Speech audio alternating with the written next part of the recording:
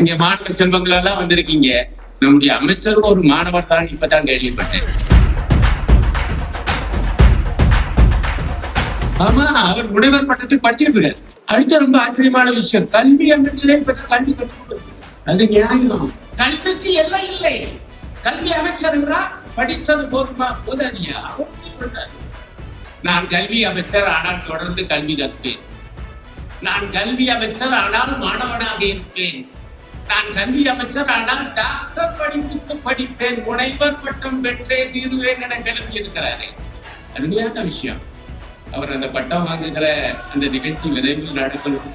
அதற்கெல்லாம் நாங்க பாராட்டு தெரிவிக்க வேண்டும் என்று நான் அன்போடு கேட்டுக்கொள்கிறேன். உண்மையிலே இந்த மேடை ஏற்கிற வரைக்கும் தெரியாது. ஒன்னும் இந்த மேடை இருக்கிற காரணத்தினால அவர் இருக்கிற காரணத்தினால பேசுவது இதை மனுக்கு அடிப்படை யோசிச்சு பாருங்க. இந்த காலத்துல இந்த வரலாற்று ரீதியா இந்த மாநிலங்கள் எப்படி எனக்கு தெரியாது. எனக்கு தெரிஞ்சு தமிழ்நாட்டில் இதற்கு எந்த ஒரு கல்வி அமைச்சர் இப்படி தானாக படிக்க ஆரம்பிச்சது அப்படிங்கிறது இல்லை.